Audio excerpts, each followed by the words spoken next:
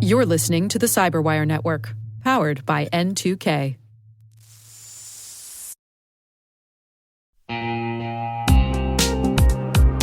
At Thales, they know cybersecurity can be tough and you can't protect everything. But with Thales, you can secure what matters most. With Thales's industry-leading platforms, you can protect critical applications, data, and identities, anywhere and at scale with the highest ROI. That's why the most trusted brands and largest banks, retailers, and healthcare companies in the world rely on Thales to protect what matters most: applications, data, and identity. That's Thales. Thales. Learn more at thalesgroup.com/cyber.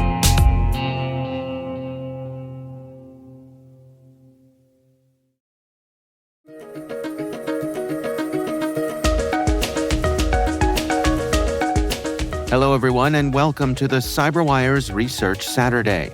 I'm Dave Bittner, and this is our weekly conversation with researchers and analysts tracking down the threats and vulnerabilities, solving some of the hard problems, and protecting ourselves in a rapidly evolving cyberspace.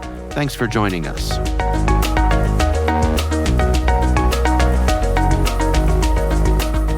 So Rusty Pearls is actually just from the languages that the vulnerability uses, right? The vulnerability is in two language extensions in Postgres, and those language extensions are Rust and Perl. So if you're imagining, you can either imagine like a rusty Perl, kind of like think Pirates of the Caribbean, or you can imagine the language extensions, the different syntaxes and whatnot. Our guests today are Tal Peleg, Senior Product Manager, and Kobe Abrams, Cybersecurity Researcher at Varonis. The research we're discussing is titled Rusty Pearl: Remote Code Execution in Postgres Instances.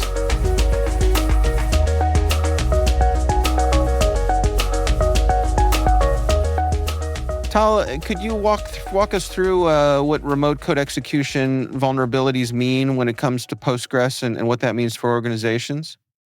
Sure. So a Postgres database, usually you can execute queries on them. Sometimes you have a web application or some other thing that's running a query on the data that you put in your database. But that database is hosted on some system. And actually, what a remote code execution, in this case, what it let us do is actually run commands on the underlying system. So let's go through the journey of discovery here. But what led you down this path of exploration?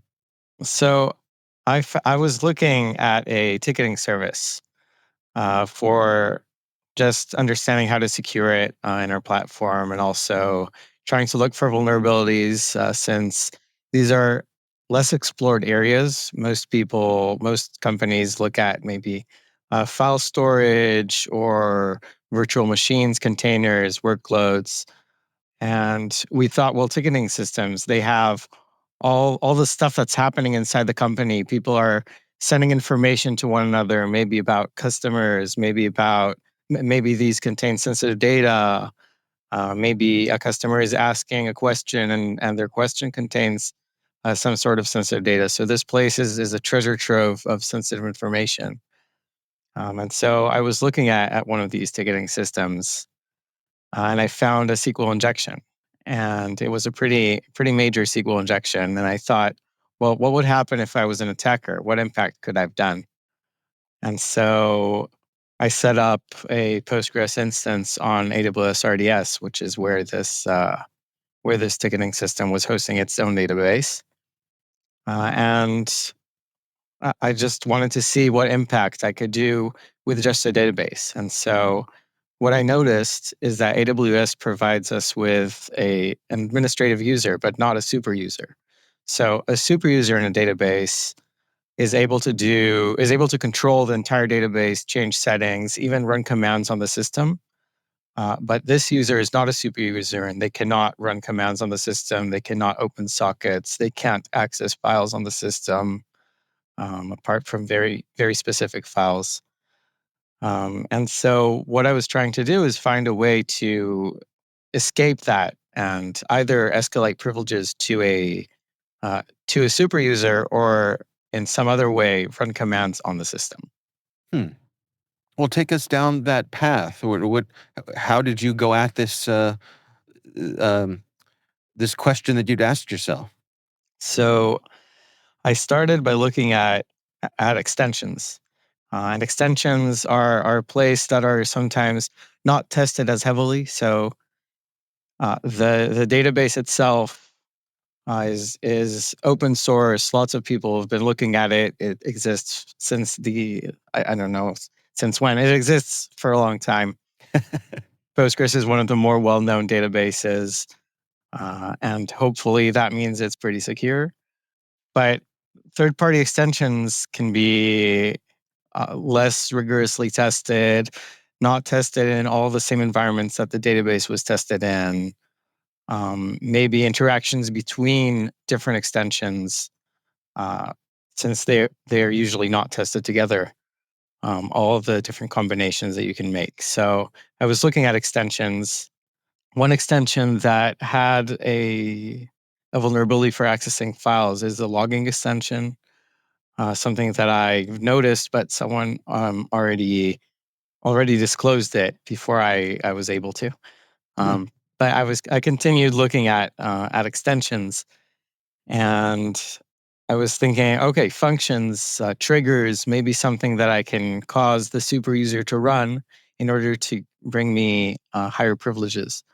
So I was looking at functions, I was looking at extensions. I thought, well, there are language extensions.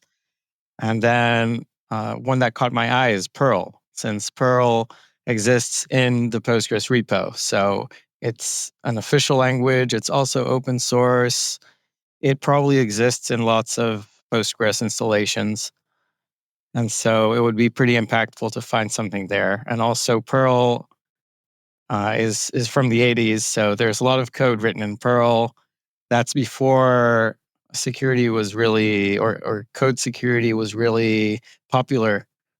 People didn't really think about all the, about vulnerabilities and privacy and data security. So I was looking at Perl, and Perl has an interface to manage environment variables. And managing environment variables is one of the things that only a super user should be able to do.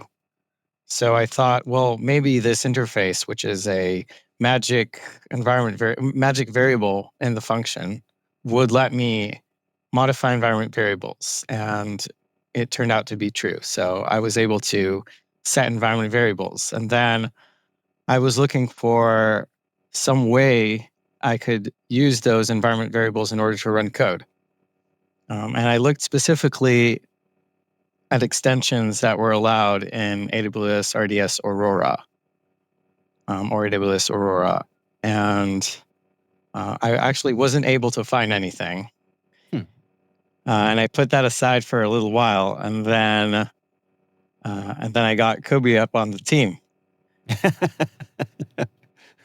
Kobe, do you want to jump in here and describe your contributions? So when Tal told me that he has this primitive, I was really excited. It sounded really cool, but Postgres kind of makes it difficult to execute code using environment variables because as an extension, when you create a new process as an extension in Postgres, you actually have an API in the Postgres gives you to create that process, and you're not creating it as a child of your own. So it's not taking those environment variables that you've edited in Perl and then creating the process with them, which makes it difficult because the processes that you're now creating have their own environment variables that aren't edited. So what we looked for was an extension that creates processes directly without using this API, right? So it's doing something that it's not really supposed to do. And what we found was that PL Rust, which is a fairly new extension, actually creates processes directly when it's compiling the Rust function. So that was pretty cool. And once we were able to find that, we found that there was a little bit of validation. There is a deny list that denies certain environment variables from being edited while Rust is compiling, PL Rust, the extension is compiling your function. And we were able to find an environment variable that wasn't in that deny list that was able to be used to execute code. So it was pretty cool, especially seeing it work when I was kind of skeptical that we were going to be able to at this point, and suddenly you see the command running. It's pretty fun. Yeah, I suspect, that must, for both of you, that must be a gratifying kind of aha moment. Right. We even took it a little bit far. So we saw we were able to execute code on our own Postgres instance in a container. And so we thought, well, let's see if this thing works on the cloud, on AWS.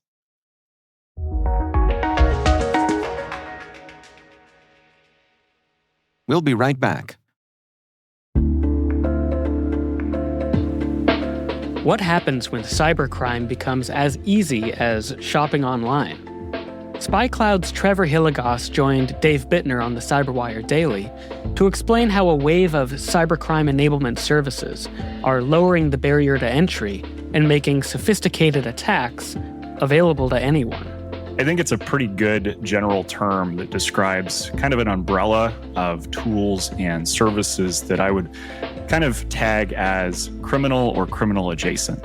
Instead of having, sort of the smaller pool of high sophistication actors that are able to kind of carry out these really vast and costly cyber attacks, we see that being given to much lower sophistication, lower tech folks that are, a much lower barrier to entry to get into this field.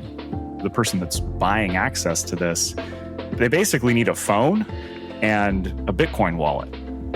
Make sure you hear this full conversation and learn how the underground economy is reshaping cyber risk. Visit explore.thecyberwire.com/spycloud. That's explore.thecyberwire.com/spycloud.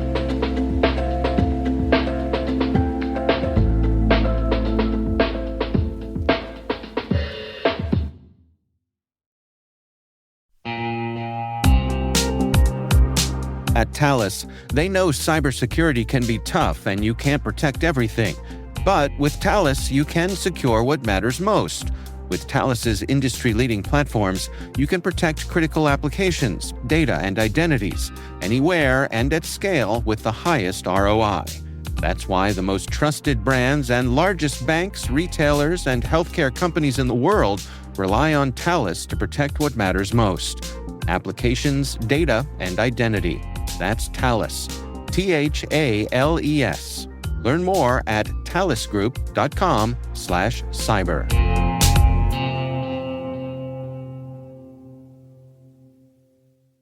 Wherever Bud goes, his harmonica goes with him. It's a pocket full of soul.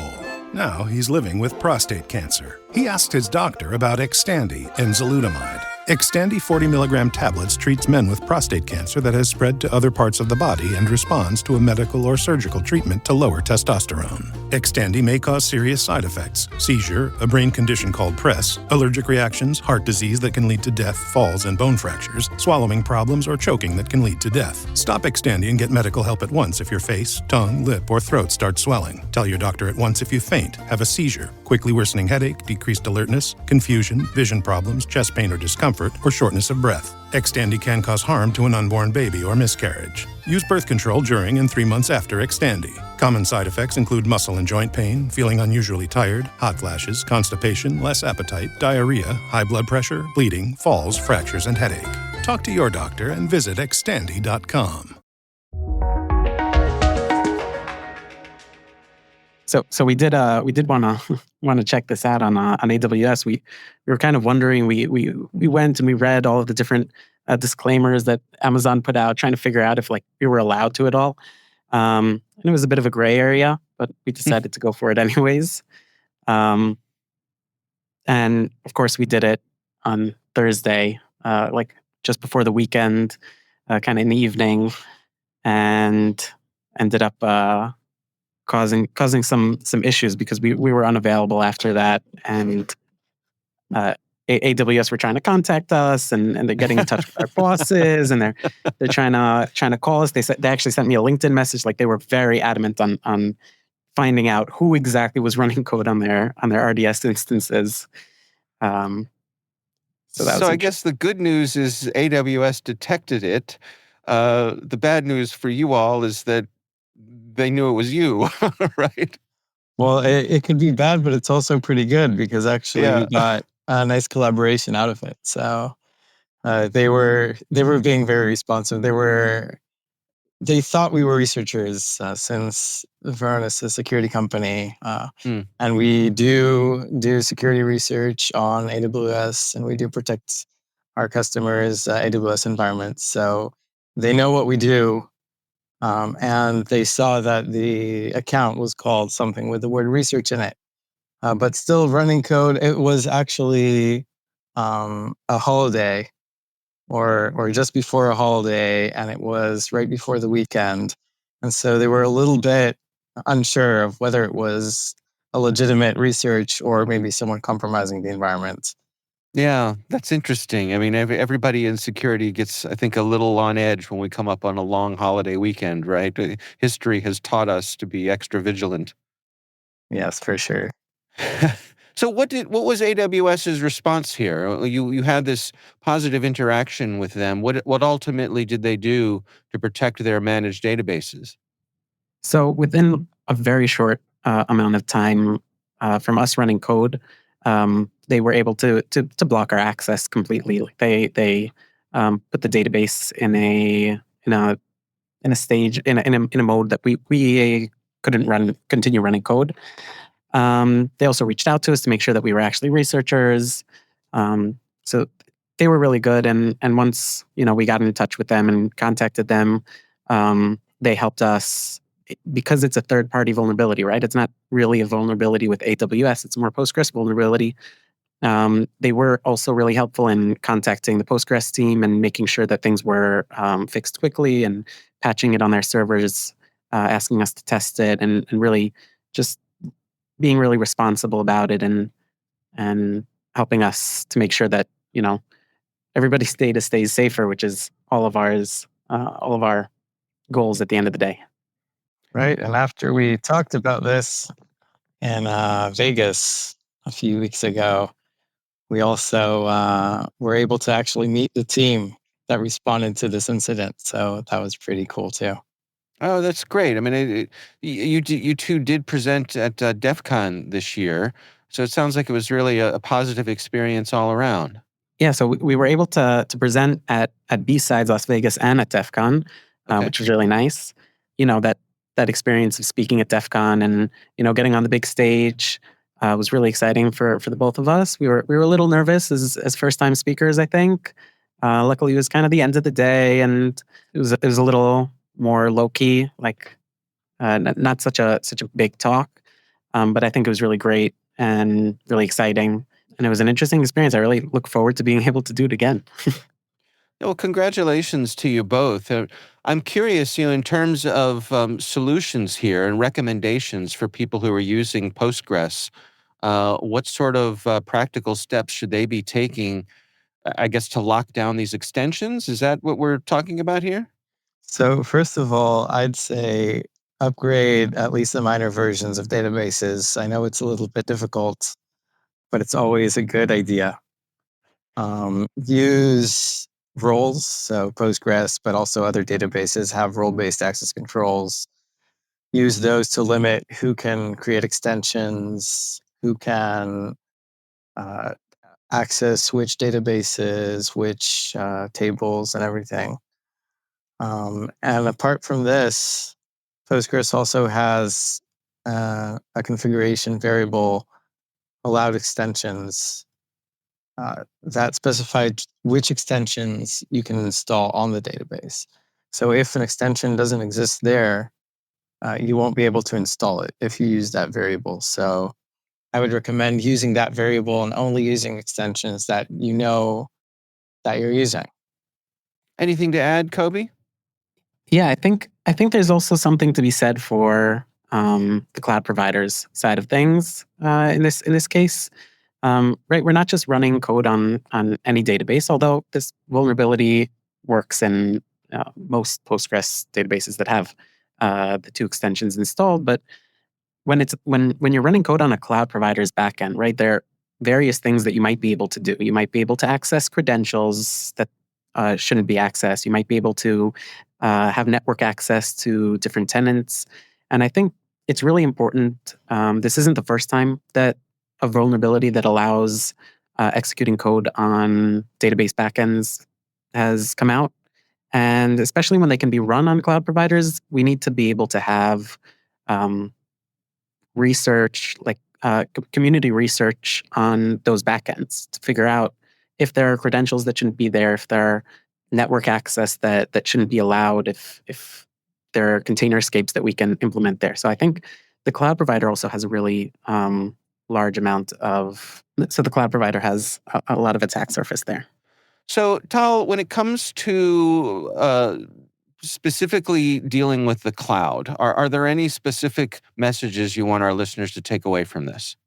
All right. So in the cloud, managed databases are managed by the cloud provider, but the data is managed by the cloud customer. So there is a shared responsibility here.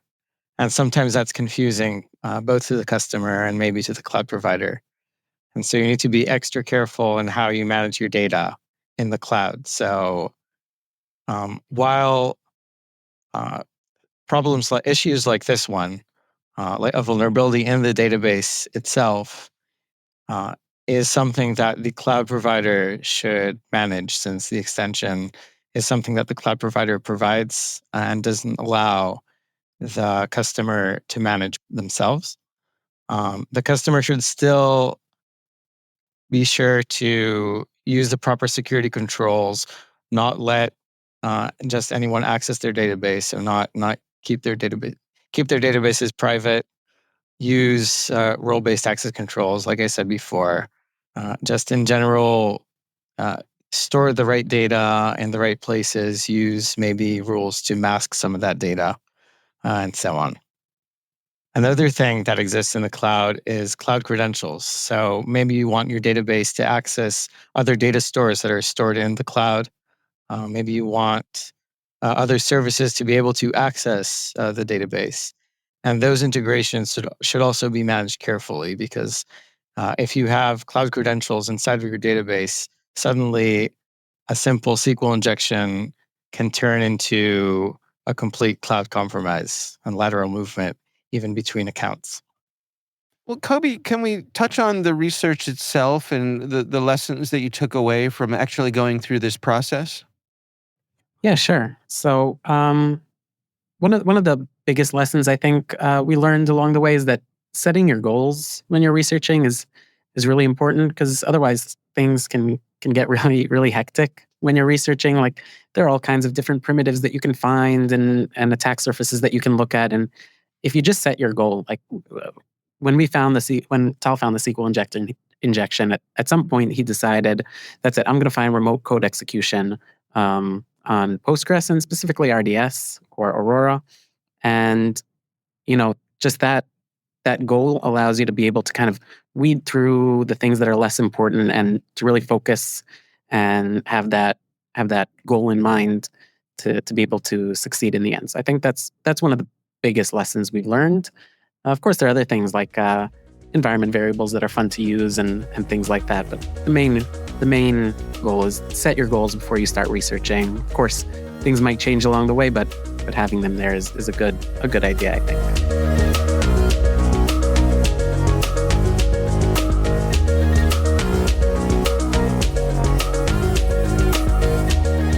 Our thanks to Tal Peleg and Kobe Abrams from Varonis for joining us. The research is titled Rusty Pearl, Remote Code Execution in Postgres Instances. We'll have a link in the show notes. And that's Research Saturday, brought to you by N2K Cyberwire. We'd love to know what you think of this podcast. Your feedback ensures we deliver the insights that keep you a step ahead in the rapidly changing world of cybersecurity. If you like our show, please share a rating and review in your favorite podcast app. Please also fill out the survey in the show notes or send an email to cyberwire@n2k.com. This episode was produced by Liz Stokes. We're mixed by Elliot Peltzman and Trey Hester. Our executive producer is Jennifer Iben. Peter Kilpie is our publisher, and I'm Dave Bittner. Thanks for listening. We'll see you back here next time.